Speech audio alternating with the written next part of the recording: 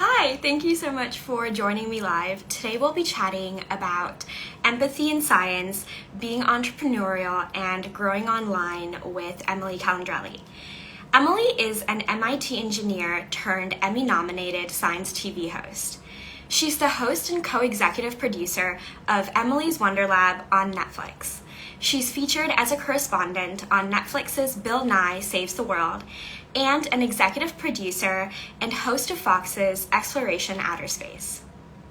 Emily is the author of the picture book Reach for the Stars, the science experiment book Stay Curious and Keep Exploring, and the science chapter book series The Ada Lace Adventures.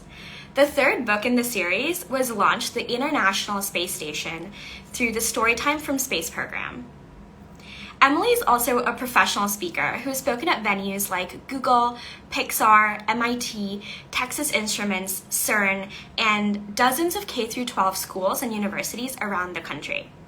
She focuses her talks on the topics of science communication, space exploration, and gender minorities in STEM. Her 3 TEDx talks are available on YouTube.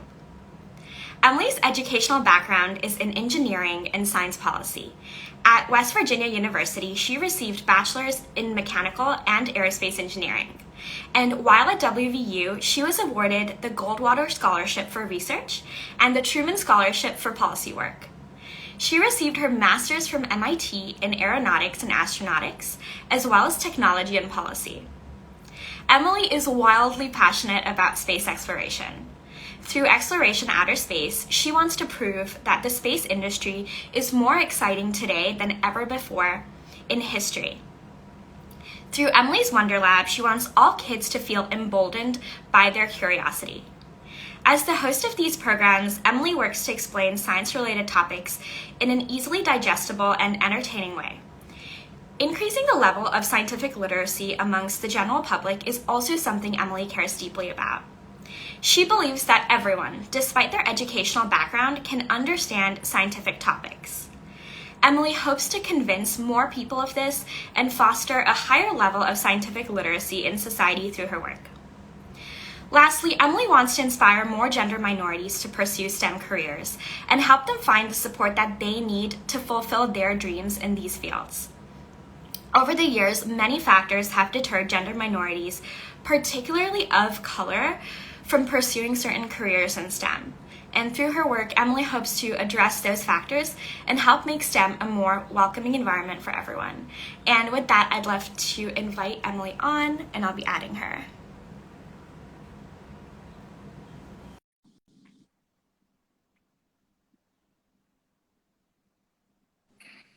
Hi. Hello. Thank you so much for Hello. being here. Thank you for having me. It's so good to Oh see my you. goodness. It's so good to see you. And for anyone joining in on your side, I'd love to introduce myself. My name is Ricky, and I just graduated from my bachelor's and master's in aerospace engineering from Georgia Tech. And I deeply care about not only encouraging gender minorities to be in STEM, but to encourage them to not only survive but thrive when they get there, and to double down on their well-being and ensure that they're taking care of themselves while they're leading for a more equitable future. And Emily, thank you so much for helping me take steps towards that. Oh, yeah. Thank you for the work that you're doing. I've been watching you thrive on Instagram, and you've been doing so well. So it's great to be here. I have goosebumps all over my body. Thank you. So I'd love to jump into the first topic, empathy in science, if that's all right with you. Yeah, definitely. Okay, so I'd love to know what is in your toolkit when it comes to addressing and navigating disagreements with communities on hard topics pertaining to science. Right. So my background on this is that I am from West Virginia. And I have talked about this a lot on my platform, but like West Virginia is one of the highest states in the country when it comes to the fewest percentage of people that believe that global warming is happening. And as someone who is from West Virginia and loves West Virginia, loves the people of West Virginia, and also loves science and science communication, I have tried really hard to understand why that disconnect is happening, why so few people in West Virginia don't trust the science experts on this issue. And it has to do a lot with the identity that comes along with being a West Virginian. When you grow up in West Virginia, you are told that coal is part of your identity, that the coal industry is one of the best things to happen to West Virginia. And you are told that if you are not a friend of coal, then do you hate West Virginia? And because of that, they are taught that in these environmentally friendly policies that promote sustainable living, that promote green energy, that those environmentally friendly policies are not friendly to them, that in fact they hurt them, they hurt their communities, they hurt their jobs in their communities. And they're essentially told that it's outside people, it's the other people that are forcing the coal industry to die, that are forcing their parents to lose their jobs, that are forcing all of these bad problems that are happening in West Virginia. In reality, it's because these market alternatives are cheaper than the coal industry. The coal industry is dying on itself, but they need something to blame because it's all happening to West Virginia. The coal industry has influenced West Virginia so much. But anyways, this is all to say that when you're talking about hard topics like climate change in West Virginia, for example, you have to be empathetic and understand where they're coming from. Because so many of these people come from families where their parents lost their jobs due to the dying coal industry. I was one of those families. My dad, who was the breadwinner in our family, lost his job at a coal company because of the dying coal industry. He was laid off, like 97% of the other people who worked at the company that he was working at the time. And luckily, we were one of the lucky ones where he found a different industry to work in. So many other people in West Virginia are not so lucky. And so you're talking to these people who have lost their jobs. They often, because of that, resort to other ways to cope in that new reality. So opioid addiction is a huge thing. Overdosing on opioids is a huge thing in West Virginia. It's a really tough situation.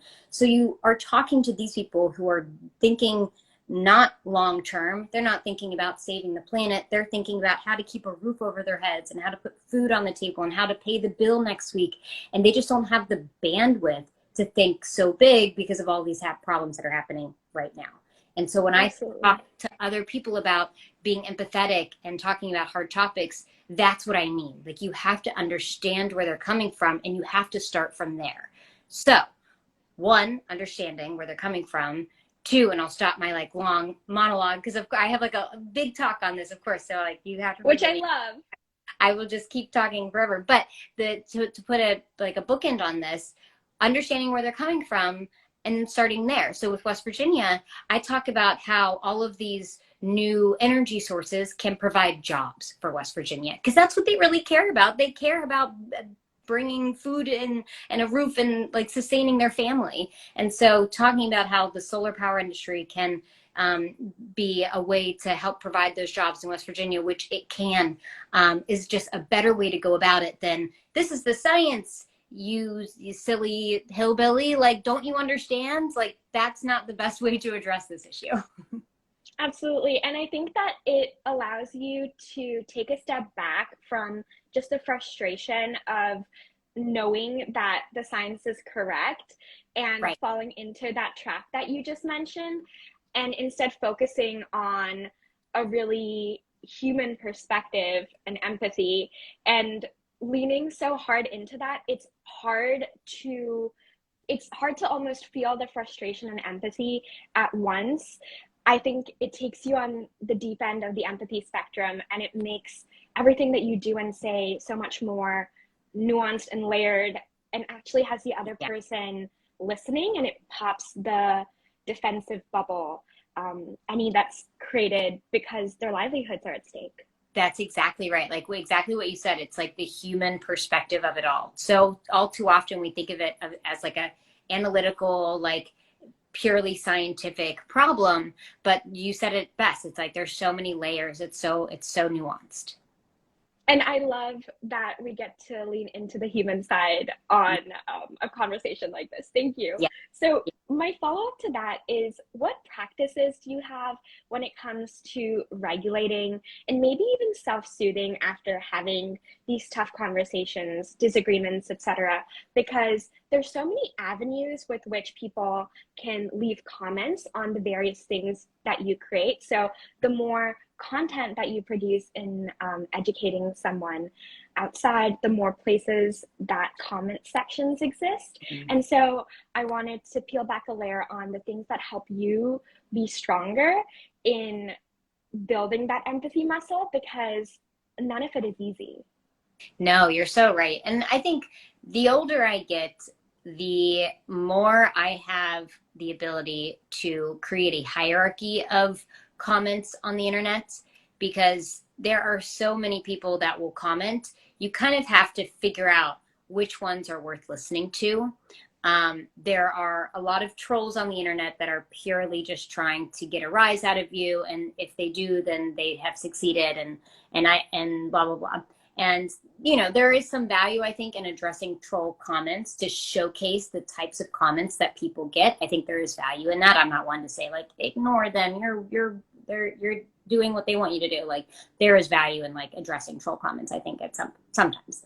And then there is like certainly constructive criticism, or even criticism that is not delivered in a constructive way that is worth listening to.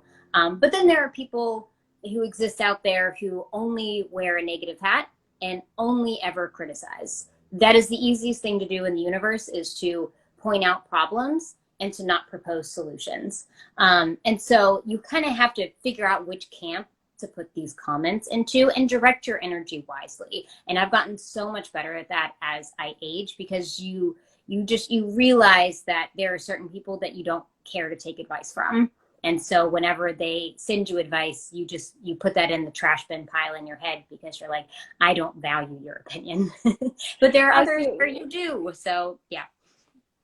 I love that. And as engineers, I feel like you've created the perfect system of buckets, and even mentally you're filtering through all of this, seeing, okay, what bucket does this go to?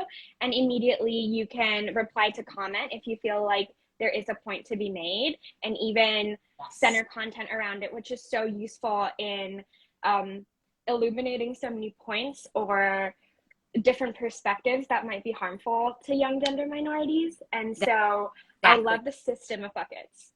Yes. And like, you're explaining it, you were like just in my head, like explaining what I'm trying to put to words. That's exactly right. Yes. Perfect. I'm so glad. So with that, how do you fortify your energy and enthusiasm to do the hard things? So we've had a little chat about strengthening the empathy muscle, and then putting these comments and all criticism, perspectives, everything into buckets and systems and hierarchies. What about just personal energy and enthusiasm? Because anytime you create online, anytime I see you, first of all, you have great makeup and great hair always. Yeah. And everything that you're saying is brilliant and so smart. But the energy, like the aura, is also so great. And I'm curious how and what you use to make sure you get to show up like that, and that these really hard topics like climate change are things that you can address with the buckets and hierarchies instead of it getting you down. Yes. And like, you are pointing out all of the important things, because that is so hard. And I think what I've learned is that everybody has a different cadence to their creative energy. And for me, it goes up and down, where there will be weeks where I just like do not feel creative, or I don't have the energy to put something out into the world. And I have told myself that that is okay, because I've learned that there are times where I have this like hyper productive creativity where 3 days will pass and I just want to create. And that is where I like bucket all of my energy into. And I feel like I create 2 weeks worth of content in 3 days. And then for the next 10 days where I just like, I feel like I'm in a slump and I'm like looking around for ideas on what to say and I can't find anything, I give myself the grace and the leniency to know that that is okay. Because for my work style, when I'm basically working for myself, there are obviously exceptions when I am hired to do something and you just have to push through. Even, I mean, there are times where I've made videos where I'm just like, I don't want to make this video. Let's take a breath, bring the energy, and just film it and get it over with. And those days you have to push through. But everything else, I give myself the grace to go through my own creative roller coaster, and just tell myself that that's okay. I love that because I think that gives so many other people who are showing up online in their own ways so much more permission to be able to honor their energy and not to feel like this content generating factory, to make sure that the substance remains in showing up. Yeah, that's such a good, like, give yourself permission to do that because it is intimidating. I'll watch people on TikTok and they are making videos every single day. And sometimes it's hard for me because I'm like, I have 2 kids. I am often up in the middle of the night feeding a baby, and I have to get 2 kids ready for school. And at 5:30, I go and pick them up and we make dinner and we play and we put them to bed and we do bath time. And there's like so many other things that I have to put in my day that I don't have time to create that frequently. And I'm like, Yeah. should I even be doing this? And then I'm like, yes, there is space for you. There is space for everybody. Just like give yourself the leniency to create like when you have the time to do it. Absolutely. And so I'd love to move on to the next topic. And I was wondering if there is anything still on empathy and science that you'd still like to chat about, if there's anything else that was lingering for you. No, I mean, I think that like online, I am learning more that like there are people like you out there that have so much emotional intelligence that you can find these communities of people that engage in your content in such a positive and meaningful way that that's the type of community that I'm trying to create. And I think I see a lot of other creators doing the same. I didn't really feel like I had examples of that when I was just starting out, because a lot of the times I would see like comments on YouTube that were just so demeaning and so rude and so mean. And I couldn't find these communities of people, primarily women, who would be so supportive and uplifting. And now I'm starting to see that more and more. And it gives me so much hope and excitement for the future, because I feel like we're at this wave of women coming together and gender minorities coming together to organize and do all these things. I mean, like, this is kind of off topic, but Emily in Your Phone is a new account that I've been following, who is just so unapologetic about her knowledge in policy and politics, and is organizing and engaging and educating primarily women on her platform. And it's like this wave of people like that, and Sharon Says So, and all of these people who are leveraging Instagram as a way to bring these communities together, and you with your community. And I love to see it. It gives me so much hope. Absolutely. And I think the word unapologetic is something that I'm trying to embrace more as well. And everything that you said is such a great intro to the next topic, which is being entrepreneurial in your own business. And my first question for this is, I'd love to be taken back to the Emily who had just graduated from MIT. What was she thinking and feeling when it came to speaking and writing professionally? And what did she not know then that she knows now? Oh my gosh. I mean, I was definitely taking a leap of faith in myself when I graduated, because I got this call from a production company that asked if I wanted to be the host of a TV show. Xploration Outer Space was the show. It's still running today. We're still making new episodes today. And it was nothing I'd ever done before. But I mean, it sounded so exciting and so cool. And I was just like, I don't care if I'm not going to get paid that much, which I wasn't. I was making about a third of what my counterparts who were graduating with the same degree were getting. And I was like, I'm going to make something of this. And so I started out, and it felt like really scary at the time, because I think I would, tell my parents what I was doing, and they thought it sounded exciting, but they also knew that I worked really, really hard to get to MIT from West Virginia. And they knew how much money I was making, and they were like, is it going to be more eventually? Like, how does this work? And so I used my free time to build these other skill sets for free. Generally, I started a blog to showcase my writing. I started writing policy articles for a website for free to showcase my writing. That ultimately ended up in into paid writing for TechCrunch. I was a paid tech journalist for TechCrunch for a couple of years. That ended up becoming a book deal where I started writing children's books. And then with speaking, I spoke since I was in early undergrad. I would go to high schools and talk about the engineering that we were learning in the classroom or the extracurriculars that we would do. And then through grad school, and then eventually I did TEDx talks. And I had a couple TEDx talks that went sort of viral. One of them has almost 1 million views. And so that was the thing that kind of forayed me into professional public speaking. And so a lot of these things that I do today, I started doing in my spare time. I started doing them for free to show the world like what I could do, and then point to the success of the free stuff and be like, this is what you would pay for if you would pay me. And then they did. And then I just started showcasing that and building my business from there. So it was very scrappy at first and kind of scary. And then I just like found a way to make it work and do it little by little every year. That is so important. And I think to anyone listening, learning about your day one is so helpful to not compare someone else's day one to your day, whatever it is. Yes, exactly. And I think it helps to, encourage people to try and to say what is really in their heart about these things that they deeply care about. Yes. And I think a lot of times when people are thinking about like putting something online, it feels like maybe cringy, or you're just like, I don't have the skills to be talking about the space industry and giving my opinions on the space industry online.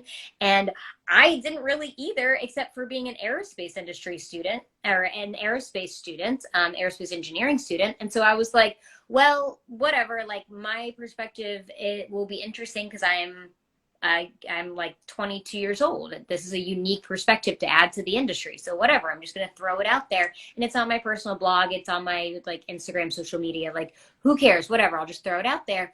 And then you build on that. And then eventually your opinion becomes more well-refined. You learn from others. Like you learn where you're wrong because you're going to be wrong, but everybody's going to be wrong. Even like seasoned journalists are wrong sometimes. And so like, don't let that stop you from putting your creations, your opinions, your writing, your videos into the world, because we all start off like not sucking at it, right? Like we are never good at it when you first start out, but you have to start at day one to be able to get to day whatever, to be able to like grow your business from there. So yeah, don't let feeling cringy stop you, because we all start that way.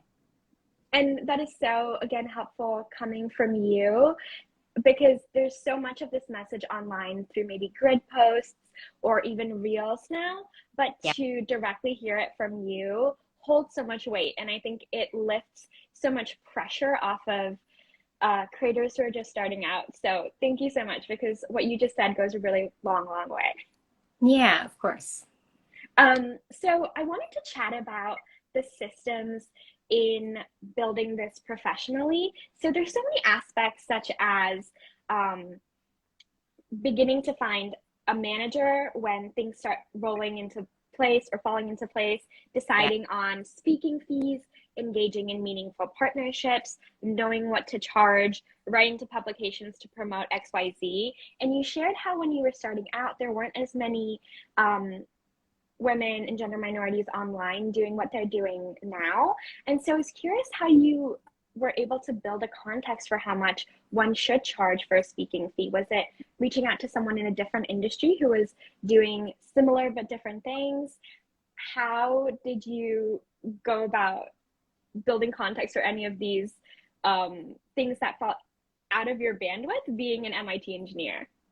Yes, that's such an important question. So I have been told, and I keep telling people this, and nobody's told me that I'm wrong, because people have told me this before, that I am the first person to first woman in STEM to ever have their own nationwide TV show, which happened in 2013. So that happened like 9 years ago now. God, what year is it? 9 years ago now.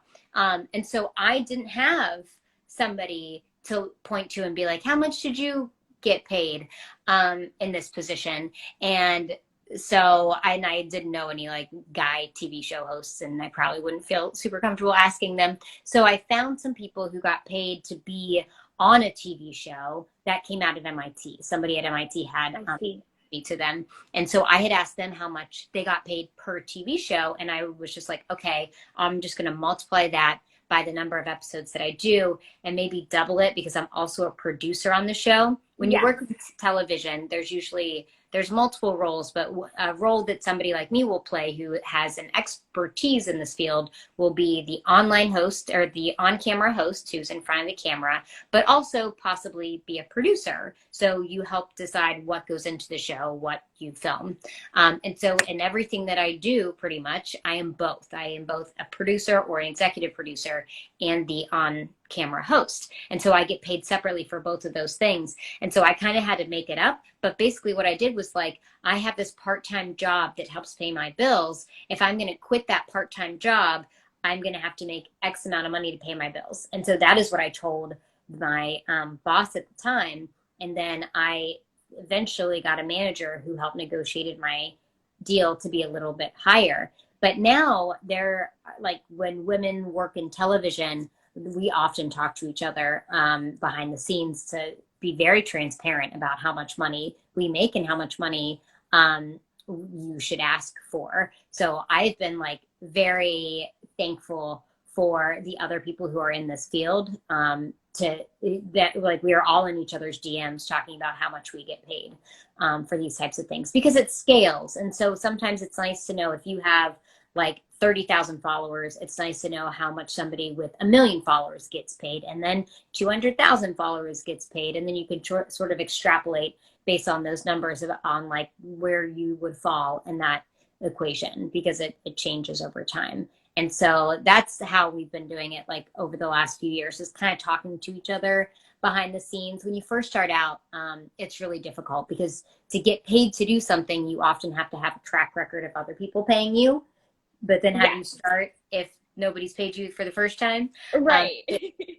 So getting that like first paid engagement is oftentimes like the hardest thing. But the good thing to know, and especially this is important for women and gender minorities who often feel uncomfortable asking for money, because if you're talking about something valuable, like getting kids excited about science, you could find people to take advantage of you because you're like, well, I have kids and you want to talk to kids to get them excited about science. Like, don't you want to volunteer your time to do this? And it's like, well, this is my job. And I wouldn't ask you to volunteer to do your job somewhere just because you enjoy doing your job. Don't penalize me because I enjoy my job and I feel passionate about it. Yeah, I should still get paid for this. Not to say that you shouldn't do, volunteer work in a similar vein, but there are moments for that. And so anyways, getting that first paid gig can be hard, but there are people with speaker budgets and you should know that. And if you are not getting paid, then they will be paying somebody else. Not everybody has a speaker budget. Not everybody has a budget, but there are people who do. And those are the ones that you can focus your energy on if you want to do paid speaking engagements. I love that. And I think we've only scratched the surface of all of the things that you had to learn and had to do, but you hit on so many of the most important points where you have to get connected to some sort of community and get crafty with how you're doing the math on what you should get compensated. And then, as they say, add tax, add more, double it, triple it, within reason, of course. But I love how you reached out to other people from your school, not letting the fact that you are the first deter you and not having that fee that you really, really deserved, because your show is incredible. Yeah. Thank you. Yeah. So but I'd love to wrap up. Oh, sorry, go ahead. No, I was just gonna like echo you. You're so right. It's all about community. Like with anything that you do, it's so hard to do it alone. And I have like various people that I rely on to help me do the job that I do, and friends in this industry that I like text when I'm venting about something ridiculous that's going on, and they text me, and it's like this wonderful support system. And so having that is so incredible, and you really just have to like manifest it sometimes, because it can be hard to create in a field like this when there are so few people who have these roles, so few people like you that have these roles, that you like have to seek them out. And I think anybody who is a gender minority in aerospace or in science can relate to that sentiment. Yes, they can. So I'd love to jump into your final topic, which is building a following online, and just your general advice on it, but also on embracing being a constant learner as social media platforms continue to release new features. I'm sure TikTok absolutely changed the game back when it came out, and now I feel as though I only remember you post TikTok content, even though there was so much more happening before, simply because it is everywhere. And so much of it is shared across platforms with YouTube Shorts and Reels. And it is so easy to, again, reply to comment. And so I was curious if you could share how you grew online, but also how you embrace that human aspect of continuing to learn and adapting as a professional. Oh yeah, definitely. I mean, like, growing a following on social media can often be a slow burn, and it can feel like a marathon, because sometimes the followers just like trickle in even when you're hustling, and it can be really, really frustrating. I have like I call it the 3 Fs, I think. Let's see. Frequency, focus, and first class. Yeah. So the like advice I often give to people is the 3 Fs, and it's frequency. Posting frequently is often something that various algorithms across the board, whether it be TikTok or Instagram or Facebook, like. If you only post like once every couple months, then the algorithm is not going to necessarily be your friend. And let me know if I'm breaking up, because I feel like my service might be kind of wonky. But focus is the other one. You want to make sure you have a focus, because people want to kind of know what to expect when they follow you. You don't want to be posting about like your brunch with a bunch of people that your followers don't know one day, and then in detail like science topic the next, because they're not following you necessarily for these people that you don't know. Not to say you shouldn't add a human element to it, because people want to follow a person and not like a news feed. So there is some room for that, but kind of play with it and make sure you have your own focus. And then first class, meaning for science content, make sure it's well researched, make sure you are adding a lot of detail, make sure somebody's actually learning something by coming to your page. I think a lot of times on Instagram, sometimes people would focus too much on just taking a nice picture and then being like, there's no dark side of the moon, bye. And like just not adding a lot of context to what Right. that was. And that was like a mistake that I made early on. Like I didn't think that people wanted to scroll through a bunch of different stories to learn something. Assume that that's not what they're coming to Instagram for. But we have learned that that is not the case. It's like the more content, the better, the more stories, the better. All of this is beneficial. So frequency, focus, and first class, I think, is my main mantra. But with TikTok, I think you also have to be willing to try new things, because when TikTok came about, I remember like making a video of a science experiment on my bathroom floor, because my husband was in the living room like playing video games, and my baby was in her nursery sleeping, and I like turned on the light in my bathroom, and I was like showing how to, I don't know, I think it was like make pepper fly away in a plate with water and soap, and it was very silly. And these videos, they started doing really well. I was just doing them in my spare time at night, and then they started picking up, and then I started showing my face in the videos, and they started doing even better, and I started adding like lots of energy to them, and they started doing, and I just played with it and told science stories or explained science news. And you just never know what's going to work for you. You may not have found your niche in social media just yet. I thought my niche was going to be Instagram, and then eventually I found TikTok, and I was like, oh no, that's probably my thing. And maybe I'll find something else the next time around that is a new social media thing that I'll probably try out too, and maybe that will be my thing. But anyways, it's to say, like, don't be afraid to try new stuff, because the next thing for you might be around the corner. I will also say, when it comes to practicality with growing followers, growing followers is never like this. It's not a linear, like you make content and then you gain like this much each day and eventually you reach 1 million. Like that's not how it's been for me. That's not how it's been for others that I've watched on this front. It's a step change. And it's always when, for me, it's when things happen in the news where more people are online reading about it and they're trying to find which expert to listen to. And your goal is to try to become the expert that people will listen to and find kind of like a unique way to go about it or add your own voice to the story. So for me, it's always been when space topics are in the news, like for example, when the Chinese rocket was falling back to Earth, I was their voice of reason being like, here's what's happening.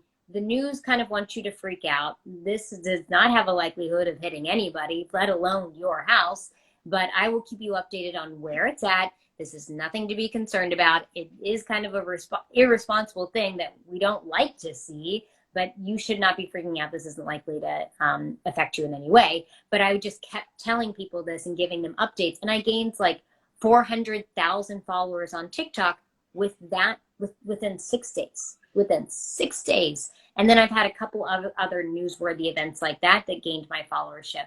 Not as much, but in similar step change fashions. So it's always about capitalizing on a moment where people are really trying to find somebody to listen to and to teach them something. And that is so important to know because, again, it goes back to systems where in many ways you do want to turn your camera on and find a niche, but then to also do it in a smart way instead of throwing anything that sticks to the wall. Yes, exactly. Because there is, like you, and I say it's not like this. If you continuously make content, you will have some followers trickle in eventually. And that's why, like, if your goal is to gain followers, then eventually you're doing that. But our goal isn't just to gain followers. Our goal is to create a community that is motivated to learn about something. And then you can create a business out of that by like bringing new products and interesting things to that community that is interesting to them and is mutually beneficial. So there's a lot that goes into it, but definitely capitalizing on those like newsworthy moments has been great for the growing the follower aspect of the business. And that is so important. I think anyone listening looking to grow, that is one of the most important points I've heard. Thank you so much, Emily. Yeah, you're welcome. So I'd love to wrap up with a few questions. And before that, I was wondering if there was anything else in these topics that you still wanted to expand upon, if there's anything else that you wanted to add. No, I don't think so. Okay, lovely. So this is sort of a rapid fire, but you can take time if you'd like to. Okay. So what does wellness mean to you? Oh, gosh. I mean, it's like taking care of your mental health as best you can and physical health as best you can, considering all of the other things that are going on. I have learned, like, as life happens where you have a lot of other factors that come in, it gets harder and harder to do. But like really finding, like listening to your body and learning when you need some space is really important so that you don't just eventually spiral. Like you have to listen and catch those moments before they end up being bad and just be like, I need to go for a walk by myself. I need to take a bath and read a book by myself. And just like that, I say by myself because I'm constantly surrounded by like little humans who need me. Yeah. So those are my moments of wellness when I can like be physically by myself. Those are the times where I like have to communicate with my partner, with my husband, and just make sure that we both have those moments. And so for us in this phase of my life, in the season of my life, that's what wellness means to me. Thank you for sharing. So what does effective leadership mean to you? Oh, man. I mean, effective leadership, I've seen it in so many different ways, like with so many different people. I think it involves a lot of listening, and it involves a lot of emotional intelligence. The leaders that I love are people who can read the room and have a lot of self-awareness, because those two things are few and far between with a lot of people. And so I think being able to mobilize a group to create positive change, you need to be able to read the room, understand power dynamics, understand how you might be perceived in that situation, and then communicate all of that effectively. And I have seen people who want to kind of inspire change who do not have these qualities, and it's like very frustrating to see. But then you see people who do like encapsulate a lot of emotional intelligence and a lot of ability to just like understands the like the skill set of the people who are in the room, and it's just so empowering and like exciting to see because you want to help that person create change. So yeah, I think if I could make one change in the world population, it would be like having a little bit of self-awareness and a lot of emotional intelligence. Me too. me too. So I'd love to know about your morning and or night routine and what helps you bounce back when you fall off track. Oh my gosh, you're catching me in a weird time in my life. I have no normal morning routine. Like today, my morning routine, I wanted it to be like me casually waking up. Well, casually. I wake up at 5:30 when I can, and like I pump first, and then I get ready, and then like an hour later, I'll get my baby up and I'll feed him, and then I'll get my toddler up, and my husband will get her ready, and we'll get everybody together. My husband will take them off to daycare. And like, no, that was not my morning. My morning was like 3 a.m. wake up call with the baby, put him back to sleep, 4 a.m. wake up call with the baby, put him back to sleep, 5 a.m. wake up call, finally feed him, and then pump, and then don't shower, and then don't put my makeup on, and then rush to a podcast that I like forgot that I had, and then forgot that it was a Zoom one, so I had to turn my camera on, and like I had not a great morning.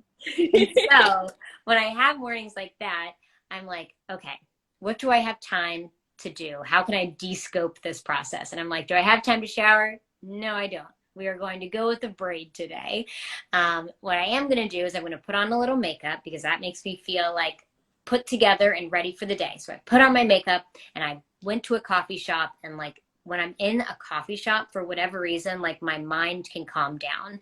And so instead of working from home with all the chaos that had happened here, I brought myself to a coffee shop, and that was like my way of getting back on track.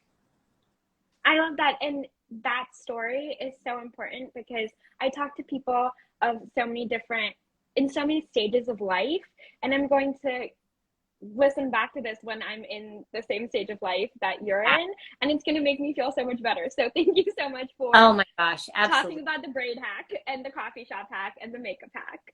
All of these hacks are very, very helpful, and you can't smell me through the camera. So that's one there we go. way that I'm winning in this situation. Perfect. So I know that audience members can reach you on TikTok and Instagram. I was wondering if you wanted to share anything about your new book or anything else that people should keep their eyes peeled for. Yeah, and my newest like science experiment book is something I'm really excited about because of the success of Emily's Wonder Lab. I wanted to create more materials for families who are at home, who are looking for activities on ways to get their kids entertained and also educated at home. And so I created this book with my 50 favorite science experiments, and like it's been so great. The pre-order sales have been through the roof, have been like better than any other book I've sold before by like 3x. And it's been really, really fun to see because it's one of those things where you do all this content online and your follower grows, and that's like a good indicator that you're on the right track, that you're creating something that people enjoy. But then when you have a product like this that you put so much heart and soul into, and then you see it do really well, you're like, oh, this is great. So I'm really excited for that. That'll come out in September once kids are like back in school. So that's that's my latest thing that I'm really excited for. I love that. And I wanted to just make a call to anyone in college or anyone who just graduated from college. I feel like this book helps someone like myself tap back into why I wanted to start in the first place, and that it really is for people of any and all ages. So with or without children, I think it's really important for this middle bucket, the middle like 18 to 30 age Yeah. group, because it helps them tap back into the things that made them curious and also feel like they're a toddler again in the best ways. Yes. And I know I'll be purchasing it as soon as I move into my new place, and I'm so excited. And thank you for creating something like this, because I never had it growing up in Singapore because I just didn't know. And social media wasn't like this. And I never did anything like this. I really only read like fashion and beauty magazines until a plane went missing. Even though I was good at maths and physics. And so what you're doing is so important to toddler Ricky. So thank you so much. Oh, thank you. I mean, this is like what I feel like I'm creating so many things that toddler Emily should have had and wanted to have growing up. So like that resonates so much. Yay. So thank you so much for joining me. I was wondering if there's anything else that you wanted to share, or any other thoughts about any of the topics, or anything else that we've talked about today. No, I mean, if anything, it would just be to like praise you and the work that you are doing. And I think that you are hustling so hard, and you are a prime example of how to build a community online in such a lovely way. Like what you're doing is incredible. You're being consistent. You're creating wonderful content. You're gathering and not being afraid to reach out to others to build your community and create just like a new variety of content. Like you're doing such a wonderful job. And I think that also speaks highly to the Brooke Owens Fellowship and just the wonderful people that have come through the program and the incredible things that it does. And so, yeah, thank you for all that you do. Oh my gosh, thank you. That means so much. And yeah, 2018 me is just freaking out right now. So thank you so, so much. And I'll be posting this on my Instagram page, but also sharing the audio on a new podcast that I'll be releasing in July. Awesome. And the video will also be on YouTube, so that something like this is more accessible beyond just Instagram, because there's so many more ways that we consume audio on the go, so that all of your tips and hacks and advice can be listened to on the go. Love it. Sounds great. Thank you so much, Emily. Have a great day. Ricky, bye.